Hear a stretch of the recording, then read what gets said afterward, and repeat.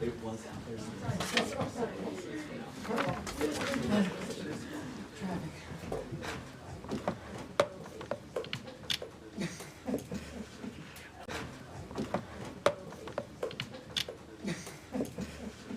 Hello, everybody. All right. To begin, a few comments at the top, and then I'll be happy to take some questions. So first, a statement from Special Envoy Steve Witkoff. Quote, "We have decided to bring our team home from Doha for consultations after the latest response from Hamas, which clearly shows a lack of desire to reach a ceasefire in Gaza. While the mediators have made a great effort, Hamas does not appear to be coordinated or acting in good faith. We will now consider alternative options to bring the hostages home and try to create a more stable environment for the people of Gaza. It is a shame that Hamas has acted in this selfish way. We are resolute in seeking an end to this conflict and a permanent peace in Gaza." This week, the United States is advancing a bold and proactive foreign policy that reflects our enduring commitment to peace and security and prosperity for the American people. Deputy Secretary of State for Management and Resources Michael Regas is traveling to Seoul and Manila to strengthen the department's operational posture and deepen our partnerships in the Indo-Pacific, a region central to America's strategic and economic interests. His visit builds on the administration's vision of a free, open, and secure Indo-Pacific. As the White House announced earlier this week, the United States is making significant progress on 3 major trade initiatives in the Indo-Pacific, reflecting our deep commitment to advancing economic prosperity and long-term security across the region.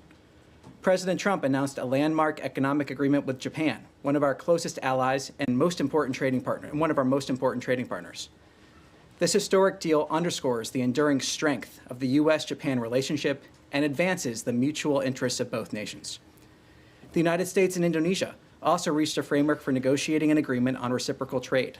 This framework is an important step toward expanding bilateral economic ties and will help unlock new opportunities for exporters in both countries. And on Tuesday, President Trump welcomed President Ferdinand Marcos Jr. of the Philippines to Washington. During the visit, the United States and the Philippines concluded a trade agreement that will reduce tariffs and expand market access, further deepening our economic partnerships with a key ally. Together, these agreements highlight the United States' sustained leadership in the region and our strong partnership with Indo-Pacific allies and partners.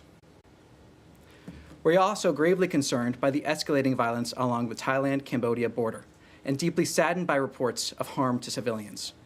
The United States urges an immediate cessation of hostilities, protection of civilians, and a peaceful resolution of the conflict. And with that, I'll take some questions. Yes? Thanks, Tony. The Special Envoy's statement, does that suggest that the U.S. is pulling out of any sort of negotiating role in the Gaza ceasefire talks? What are these alternatives? Well, look, ultimately the statement speaks for itself, but the question has never been our commitment to a ceasefire. The question has been Hamas's commitment to a ceasefire, and that has been made clear by the Special Envoy's statement. The fact that we have entered in good faith in trying to reach an end to this conflict. And as the Special Envoy said, we remain dedicated to trying to see an end to this conflict. But will you work within the parties, Qatar, Egypt, for example, in the Doha format? Will you return to that, or are you pulling out entirely from this format? Well, look, again, I refer you back to this statement. This is a very dynamic situation, and ultimately, again, to reinforce, the question here has never been our commitment to try to get a ceasefire. We've seen that engagement. The question here has always been Hamas's commitment to a ceasefire or willingness to get there. And can you give us any examples of the alternative options that Witkoff references in his statement? At this point, I have nothing to preview. Yes? Thank you. Just following up on that, what about the response from Hamas specifically made the administration feel that they were not acting in good faith? Well, look, these are sensitive diplomatic conversations. We'll see in the days ahead as we proceed here. Ultimately, the Special Envoy's statement speaks for itself, but I think the broader context here is also important. The fact that we have seen Hamas first break that ceasefire that existed on October 7th, then break another ceasefire, and then here, as the Special Envoy makes clear, not acting in a way in order to achieve a ceasefire again. So to reiterate, the question has never been our commitment to a ceasefire. It has been Hamas's. They have shown that again and again and again, and have just shown it once again. And this decision comes as dozens of people have starved to death in Gaza in the last few weeks as a wave of hunger is hitting the home plate. The WHO said yesterday that 21 children under the age of 5 were among those who died of malnutrition so far this year, and more than 100 organizations have called for the lifting of all restrictions on the flow of aid and all land crossings to be opened and the restoration of a UN-led humanitarian response. Given this decision today, is the U.S. considering any other steps to increase the flow of aid to Gaza? Are you talking with Israel about them taking any other steps? How do you move forward on the aid? Well, look, ultimately what we have seen us do is the delivery of close to 90 million meals into Gaza during a war zone. The ability to deliver that aid in a way where it is not being looted by Hamas. That is what we have seen. We are, of course, aware, and of course we want to see end the devastation that has taken place in Gaza. That's why we have seen this commitment to get aid to the people who need it in a way where it is not weaponized by Hamas. That commitment remains. It is a commitment from President Trump and Secretary Rubio. That is why we have supported the Gaza Humanitarian Foundation. That is why we continue supporting the Gaza Humanitarian Foundation. That is why we've seen those 90 million meals being distributed. And that commitment, again, to making sure that aid is reaching the people of Gaza that need it. And the first victims of Hamas being the people of Gaza, as is demonstrated once again here. Is the Gaza Humanitarian Foundation a sufficient mechanism for delivering aid to Gaza? I mean, people are still starving to death. Is that enough in the U.S. opinion? Well, as spokesperson Tammy Bruce has said from this podium before, it is never enough in a war zone. It is never enough. That is why we're committed to trying to get as much aid in as possible. That is why we worked for that ceasefire, because of what we are seeing. But aid needs to be delivered in a way where it is not being looted by Hamas. So of course, it is never enough in a war zone, but we're dedicated to getting as much aid into Gaza in a way where it reaches the people that need it as possible. And that's why we were working so hard for a ceasefire. Okay, and sorry, I just have one question on the U.S. citizen that died in Syria, Hossam Soraya. Has the U.S. been able to ascertain any further details around the circumstances of his death? So what I can say on this is, first, in terms of the circumstances around his death, I have nothing to confirm on this front. What I can say is we have had direct discussions with the Syrian government on this issue and have called for an immediate investigation into the matter. Hossam and his family deserve justice, and those responsible for this atrocity must be held accountable. Yes. Hi, Tammy. I have a quick follow-up on that, and then I have a different subject I want to quickly ask you about, which is very relevant. Doctors Without Borders, internationally known and working with the U.S. for decades, is urgently calling for help beyond the foundation, because 1 in 4 young children and pregnant women, they say, are malnourished, and that it is a policy of starvation. Acknowledging 90 million meals and the progress, quote unquote, but there is a whole area of Gaza that is not being served by that. People can't get to it. It's only in one region, in the south. And internationally, 28 countries, hundreds of aid organizations are calling for something more than that. There's been some acknowledgement from U.S. officials as well that there's real starvation. So is there any, now that the talks have collapsed and so that there's no immediate ceasefire that might relieve the pressure, is there any alternative that the State Department would begin looking at? And then I have just one other follow-up. Well, a couple points. First, it is progress to see 90 million meals. That is, yes, and that is progress, and I think it is worth applauding, especially given the circumstances under which those meals were able to be delivered. I think another important context of this is that the first victims of Hamas are the people of Gaza. Of course, they're not the only victims. Well, that's what we're talking about. Yes, on October 7th. The atrocities that we saw there, many victims of Hamas. We remain dedicated to getting aid into Gaza to the people that actually need it, and we've called from this podium other entities to step up and working through this mechanism in order to deliver aid to the people of Gaza without it being subject to looting by Hamas. Well, they're volunteering, but they can't get past the border. That's the problem. We're calling for conversations with the Gaza Humanitarian Foundation, with under entities, through this mechanism. We've seen the food being delivered. It's also fuel for the hospitals, where the incubators are now taking multiple children. We are incredibly aware of the humanitarian catastrophe that is happening there. That is the dedication you have seen from the President, the dedication you've seen from Secretary Rubio. Every single day, we have conversations here at the State Department. Every single briefing, we have conversations here about getting aid into Gaza. It is a dedication of this administration. That's why we've seen the 90 million meals, the support of that effort from this administration. So, of course, we want to see as much aid getting into Gaza as possible in a way that is not being looted by Hamas. And this mechanism, the Gaza Humanitarian Foundation, has been a way to do that. So we're calling for additional support of that foundation to deliver that aid. Okay, let me ask you this other question, though, because there is a lot of reporting, New York Times and elsewhere, about planned cuts in PEPFAR going forward. Now, just last week, Republicans led the way on the Hill in carving out the clawback that was proposed in PEPFAR, and in continuing the program and expanding it beyond some of the contracts that were frozen under DOGE. Can you give us an update, a status update on where the State Department's thinking is on PEPFAR going forward? Well, Secretary Rubio has stated that PEPFAR is an important and life-saving program that will continue. That dedication continues. That has been clear from the Secretary. The Secretary has made that clear. I will take a step back when we're talking about aid programs in general.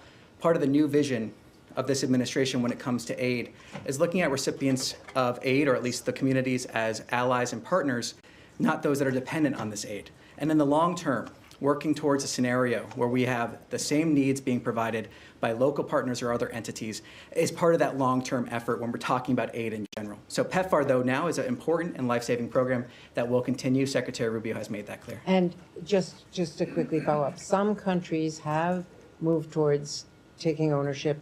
South Africa, for instance, countries that are capable, but in conflict zones like Haiti, like Sudan, like Southern Sudan, like Somalia, and several other countries involved. Is there a plan to continue it until countries can stand on their own 2 feet? Well, look, what I can say now is that PEPFAR, as I just said, that important and life-saving program that will continue. That's what our policy currently is here. Again, talking about that longer term, when we're talking about aid in general, is when we're talking about those local institutions being able to fulfill a lot of those needs, looking at people as trade and allies, not as those that are dependent on aid. That's a broader aid vision that is from this administration, but when it comes to PEPFAR, as I said, that it will continue. Yes. Thanks, Tommy. The United Nations Security Council yesterday, the US was isolated in its position when it comes to the humanitarian situation in Gaza, support for the GHF. We've had the UK Prime Minister in the last hour saying the situation in Gaza is unspeakable and indefensible. We've had more than 100 humanitarian aid agencies saying that this system is creating the conditions of starvation. You have desperate Israeli hostage families who've been for weeks pleading with the Prime Minister of their country to do this deal. The US is the only power that has the leverage and the pressure to try and make that happen from the Israeli side. There is clearly a gap between Israel and Hamas. It's been there for a long time. And there are Israeli families who will say that this is quibbling over a few meters of territory in Gaza. This is quibbling over the number of Palestinian prisoners to be released. And the US could put the pressure on to move these two sides closer together. And can you help us understand why at this moment, when you see the conditions on the ground in Gaza, with now mass starvation, the US is deciding this is the moment to walk away from these talks? This is not a question of what the United States is doing. It's a question of what Hamas has done. This is a response to what Hamas has done continually. But that's not actually the position of many of the Israeli hostage families. Israel has long accepted the deal on the table, and Hamas has long rejected it. I mean, it's never about been our commitment to a ceasefire. That's never been the question here. We have engaged in good faith to try to achieve a ceasefire. The question has always been with Hamas. That is where the question has been. That is where it remains. And the response we just saw from Special Envoy Witkoff is reflective of that. The question is with Hamas, not with the United States. Just in terms, the statement says you'll now consider alternative options. I mean, to bring the hostages home, what possible alternative options can there be? Israel has tried rescues. Gaza is reduced to rubble. The population is starving. So, I mean, if you could help us understand what that statement could possibly be referring to. I'm not going to speculate more on terms of what his statement stands for itself at this time. If we have more to announce, we will announce it. Just one other thing I wanted to ask about the two-state solution conference next week. I know the US had said previously when it was postponed that it opposed countries going to this conference in New York. Do you have a position on it this time? Nothing further beyond saying that we will not be in attendance of that conference. Yes. Just to clarify, now when the envoy says we will consider alternative options to free the hostages and so on, what is meant by that? Because, if we have seen that only through negotiations were the hostages released in the past. So what other alternatives the U.S. could be thinking about Well, I refer you to my previous response. I'm not going to expand upon what Okay. the special All envoy right, has just- said. Okay, so one other thing, and you also say that Hamas has broken the ceasefire. It was in fact the Israeli Prime Minister who broke the ceasefire on the 18th of March, this past March and so on. Hamas had, or at least from what we hear, by the interlocutors and so on, that Hamas has been more than willing and submitted many concessions and so on. So what is required of Hamas so the ceasefire can take effect as far as the United States is concerned?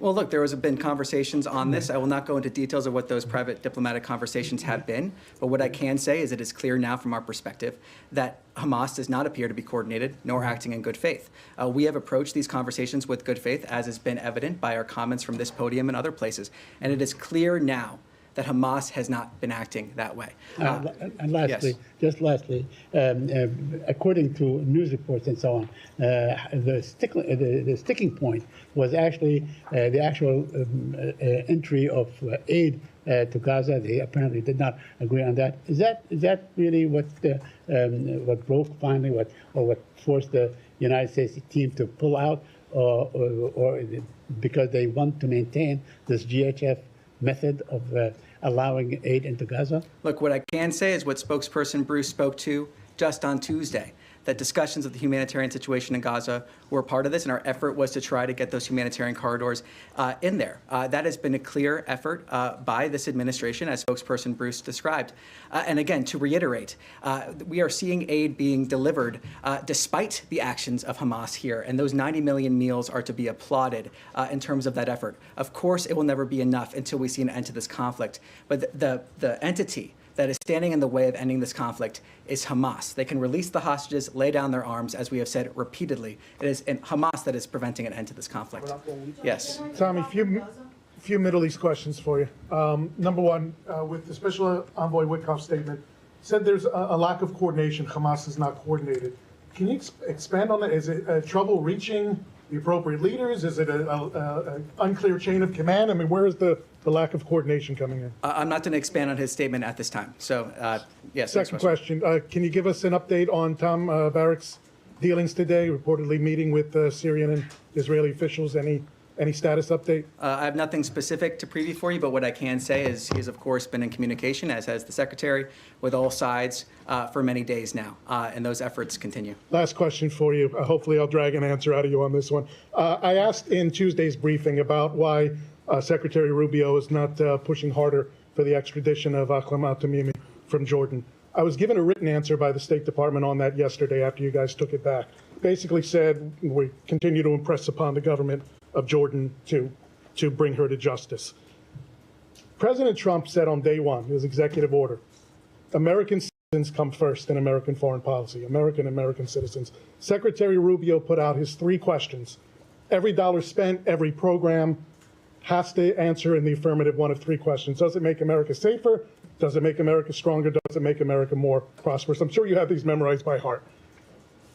$1.5 billion of foreign aid to Jordan. How is it conceivable that Tamimi is still there and any of that falls under these dictates of what American foreign policy is supposed to be, with 3 dead Americans in Tamimi's hands? Well, on your first point, I mean, to reiterate what we provided to you, the United States has continually emphasized to the government of Georgia the importance of holding Alman al-Tamimi, the convicted terrorist released by Israel in a 2011 prisoner swap, accountable in a U.S. court for her admitted role in a 2001 bombing in Jerusalem that killed 15 people, including 3 Americans. The United States continues to impress upon the government of Jordan that Tamimi is a brutal murderer who should be brought to justice. It's not working. Well, and on the point in terms of our foreign policy, the president has made clear, the secretary has made clear through their actions that America is coming first. We've seen that with the Americans that have been brought home. We see that with the pursuit of peace around the region. We see that with a policy that is about strengthening our industrial base and making sure that we are advancing those interests wherever possible.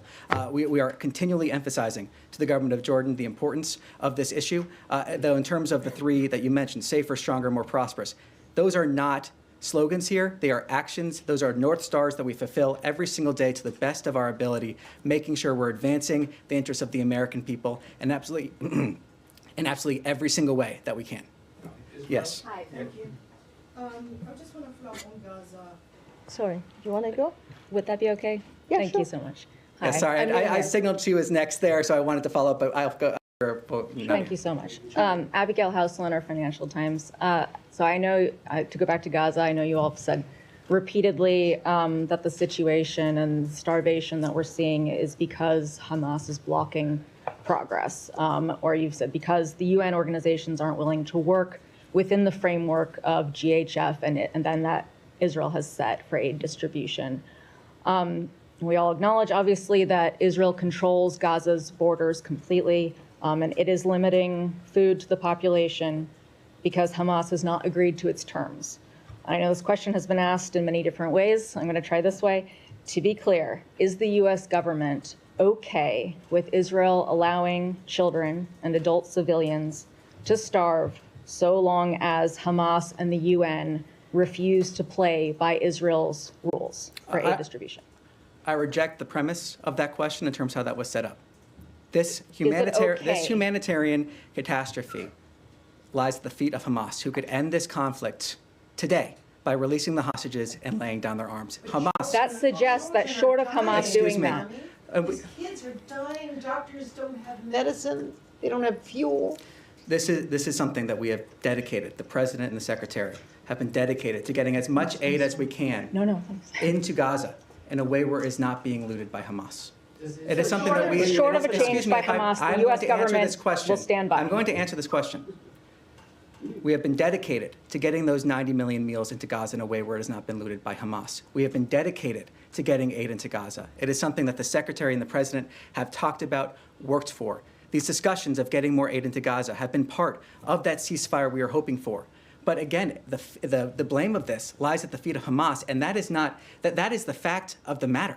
Short of Hamas doing something, changing its behavior, the U.S. government will allow the situation to proceed as is. The U.S. government is supporting an effort to get 90 million meals into Gaza. The U.S. government is supporting an effort to get as much aid as possible to the people that need it without it being looted by Hamas. That is the actions of the U.S. government in terms of supporting that effort, and we call on others to support that effort to get as much aid as we possibly can. Of course, it will never be enough. It is something we are continually working for, to get more and more aid in what ways we can without being looted by Hamas every single day. Last question. Has President Trump seen images of the children or other civilians starving recently this week? What I Has he can been shown speak these to is images? President Trump's comments before that he has said publicly about wanting to get aid into Gaza. Yes. Thank you. The criticism against the Gaza Humanitarian Foundation is basically is controlled by Israel. It's designed by Israel, is controlled by Israel, and therefore is weaponizing the food against the Palestinians. Where before the creation of the GHF, it was 400 points where people can access the food. Yesterday, the Jordanians managed to get 110 aid trucks, including baby formula and including flour. They work with WFP and they work with the World Central Kitchen. So there's an alternative to the GHF. Why can't the U.S. allow other countries to use this kind of method, especially in northern Gaza? Because the 4 points where the GHF is concentrated is in the south. So people from the north cannot come to the south. So why can you encourage this method? I flat out reject your characterization of Israel weaponizing aid. The only entity that has been weaponizing aid has been Hamas. Through the looting of Can you aid, the agree weaponization both? of this Can you say population. both? What we have seen is an effort from the United States government, like I said, to get 90 million meals into Gaza during a war zone. We saw efforts. But that's not enough. We saw efforts to get to a ceasefire we saw efforts to get to a ceasefire that Hamas has decided not to act in good faith to achieve. That is the reality here, and we're continuing to try to get aid into a war zone that exists only because of Hamas.